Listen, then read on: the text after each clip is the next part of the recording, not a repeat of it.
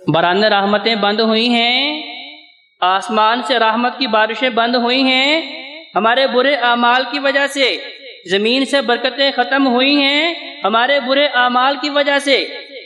جب عہد نبوی میں بھی قحط سالی ہوئی تو انہوں نے بھی نبی کریم صلی اللہ علیہ وآلہ وسلم کی طرف رجوع کیا۔ آقا علیہ السلام ممبر پہ کھڑے ہیں، ایک صحابی آتے ہیں، کہتے ہیں یا رسول اللہ گھوڑے مر رہے ہیں، بکریاں جو ہیں وہ تباہ و برباد ہو رہی ہیں، زمین غلہ نہیں اگا رہی، پانی کی بوند تک موجود نہیں ہے، انسان بھی پریشان ہے، بہائم جانور بھی پریشان ہیں، اللہ کے حضور التجا کریں اللہ رحمت کی بارش برسا دے۔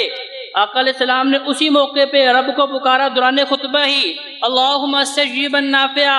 اور بھائیو یہ کام ہے کرنے والے، اگر چاہتے ہیں رحمت کی بارش ہو تو 4 کروڑ سے لے کے 12 کروڑ تک آج تخمینے لگائے جا رہے ہیں کہ مصنوعی بارش کر لیتے ہیں، جس کے نقصانات بھی بارش برسانے والوں نے بتائے ہیں کہ بھئی یہ بارش کر تو لیں گے، یہ تجربہ کامیاب تو ہے، لیکن اس کے نقصانات جو ہیں اس کے فائدے سے کم ہیں، فائدے کم نقصانات زیادہ ہیں۔ جتنا خرچہ آپ نے کرنا ہے اس سے ایسے مہلک اور وبائی امراض جنم لیں گے، جس ایک مرض کو آپ ختم کرنا چاہتے ہیں پتہ نہیں وہ بھی ختم ہونا ہے یا نہیں ہونا۔ تو اگر رحمت کی بارش چاہیے، جیسے دیکھیں اب ہمیں بھی کافی عرصہ ہو گیا رحمت کی بارش نہیں برس رہی، تو کام کرنے والا کیا ہے؟ نبی علیہ السلام نے اسی وقت ہاتھ اٹھایا، اللہم استجیبا نافعا، اللہم جللنا سحابا کثیفا کثیفا دلوکا زہوکا تمطرون منہ رزازا کتکتا سجلا یا ذا الجلال والاکرام۔ کہا اللہ ہوائیں تیری، اللہ یہ پانی تیرا، اللہ یہ بادل تیرے، اللہ یہ آسمان تیرا، اللہ یہ زمین تیری، اللہ یہ بندے بھی تیرے، اللہ یہ مخلوقات بھی تیری۔ اگر اللہ تو نے رحمت کی بارش ان کے اوپر نہ برسائی ان کی آزمائش بڑھتی رہے گی، لہذا اللہ ان کے اوپر رحمت کی بارش برسا۔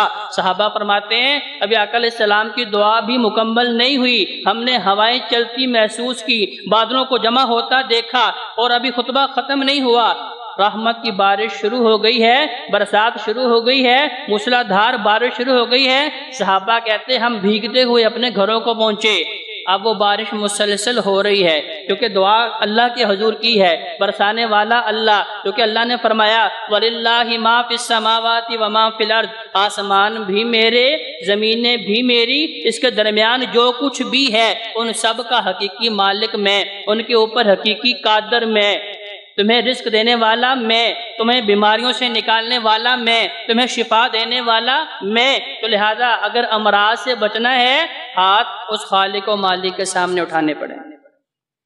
پورا ہفتہ گزر گیا، مسلسل بارش ہو رہی ہے، اگلا ہفتہ آیا، پھر ایک صحابی نے کہا یا رسول اللہ اب تو مدینہ کی گلیوں میں جل تھل ہو گئی ہے، پہلے پیاسے مر رہے تھے اب ممکن ہے کہ ڈوب کے مر جائیں، اللہ کے حضور دعا فرمائیں اللہ بارش کو بند کر دے۔ آقا علیہ السلام نے اللہ کے حضور دعا کی اللہ ان بادلوں کو اس طرف پھیر دے جدھر اس کی ضرورت ہے۔ تو صحابہ فرماتے ہیں کہ مدینہ کے اوپر سے جتنے بادل تھے وہ چھٹ جاتے ہیں، جیسے تاج درمیان سے خالی ہوتا ہے، مدینہ کے اندر ایک بوند بھی نہیں پڑ رہی، ارد گرد کی بستیوں کو ابھی ضرورت ہے، کیونکہ اللہ کو پتہ ہے حقیقی عالم تو اللہ ہے، حقیقی خبیر تو اللہ ہے، حقیقی بصیر تو اللہ ہے، تو اللہ دلوں کے بھید بھی جانتا ہے، تو اللہ کو پتہ ہے کہ میری کس کس مخلوق کو کتنی کتنی پانی کی ضرورت ہے۔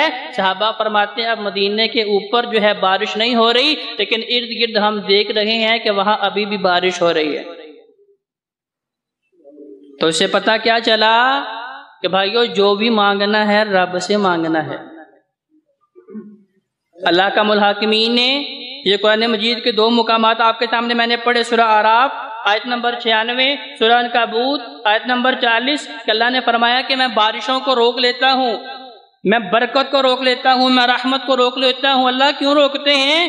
بِذَنبِهِ، جب اللہ کے بندے اللہ کے نافرمان ہو جاتے ہیں، جب اللہ کے بندے اللہ کو بھول جاتے ہیں، تو پھر اللہ بھی کہتا ہے من اعرض عن ذکری فإن له معیشۃ ضنکا، کہ تمہاری معیشت میرے ہاتھ میں ہے، تمہارا گزران میرے ہاتھ میں ہے، کہ زمین غلہ صرف میری رحمت سے اگا رہی ہے، ورنہ آپ جتنا مرضی پھاڑ کے دیکھ لیں اس کے اندر سے کچھ نہیں نکلنے والا۔ اگر زمین غلہ اگاتی ہے اس میں میرے رب کی رحمت شامل ہے۔ من اعرض عن ذکری، جس نے اللہ کو بھلا دیا، اللہ دو طرح کے عذاب مسلط کر دیتا ہے. کیا؟ دنیا کے اندر معیشت تنگ کر دی جاتی ہے اور قیامت کے دن وہ لوگ اندھے کر کے اٹھائے جائیں گے. حشر میں لوگ نابینا ہوں گے.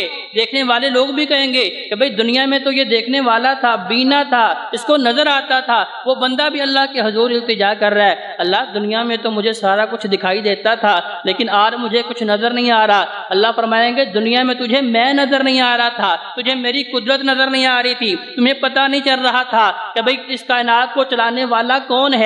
تو اپنے آپ کو رب مان رہا تھا، تو اپنی خواہشات کے پیچھے بھاگ رہا تھا، تو انہیں پورا کرنے کے دن بھر رات لگا ہوا تھا. تمہیں پتہ نہیں تھا کہ میرا پیغام آ رہا تھا کہ اللہ اکبر، لوگوں اللہ کے سامنے جھک جاؤ. کامیابی اللہ کے سامنے جھکنے میں ہے، سکون اللہ کے سامنے جھکنے میں ہے، سکون اللہ کے ساتھ جڑنے میں ہے. دنیا میں تو مجھے بھول گیا تھا، آج میں تجھے بھول گیا ہوں. اور سارے لوگوں کے سامنے ذلت و رسوائی کیا ہوگی کہ انسان آنکھوں سے نابینا ہوگا.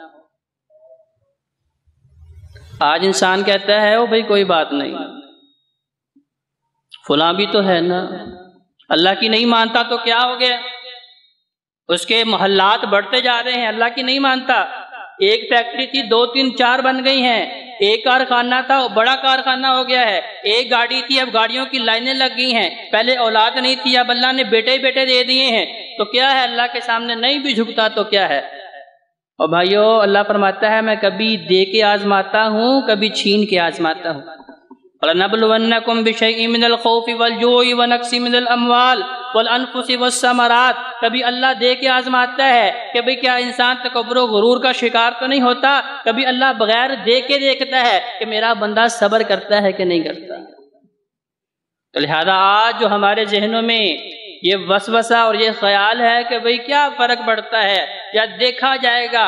بھائیو کیا دیکھا جائے گا؟ جب اللہ نے قوم عاد کے اوپر عذاب نازل کیا انہیں کون بچانے والا تھا؟ جب اللہ نے قوم سمود کے اوپر عذاب نازل کیا انہیں کون بچانے والا تھا؟ وہ حامان، وہ قارون، وہ شداد، وہ نمرود، جن کے پاس مال و زر کی لائنیں لگی ہوئی تھی، نوکر چاکر ملازم تھے، عہدہ تھا، طاقتیں تھی، سارا کچھ تھا. لیکن جب اللہ کی طرف سے عذاب آیا تو کیا دیکھا گیا؟ انہیں کوئی بچانے والا نہیں تھا. ان کے مقابلے میں آج ہمارے پاس کیا ہے؟ سوائے فقر و فاقہ کے ہمارے پاس کچھ بھی نہیں. لیکن اس کے باوجود پھر ہم اس امید پہ ہیں دیکھا جائے گا. اور بھائیو اللہ نے موت کا ایک وقت مقرر کر دیا ہے. وَلَن يُؤَخِّرَ اللَّهُ نَفْسًا إِذَا جَاءَ أَجَلُهَا. جب موت کا وقت آ جانا ہے ایک لمحے کی بھی مہلت نہیں ملنی. اگر انسان اچھائی کر رہا ہے اور اسی کے اوپر اس کا وقت مقرر آ گیا ہے، اسی حالت میں اسے اللہ کے حضور جانا ہے. بے شمار ویڈیو ہم سوشل میڈیا پہ دیکھتے ہیں کہ ایک عالم صاحب جو ہے خطبہ دے رہے ہیں، ابھی کلمہ زبان سے نکلا اشہد ان لا الہ الا اللہ، رب کی توحید سنا رہے ہیں، ابھی کلمہ پورا بھی نہیں ہوا، وقت اجل آ گیا ہے، رب کے حضور جو ہے بلاوا آیا ہے تو چلے گئے. اسی طرح وہ بندہ جو رب کی نافرمانی کر رہا ہے، گناہوں کے اندر جو ہے اپنی زندگی گزار رہا ہے، بغاوت و نافرمانی کے اندر جو ہے وہ پھنسا ہوا ہے، دن بھر رات رب کی نافرمانی میں گزر رہی ہے. اب اس گناہ کرتے وقت اس کے اوپر وقت مقرر آ گیا ہے، اسے اتنی مہلت نہیں ملنی کہ وہ توبہ کر لے.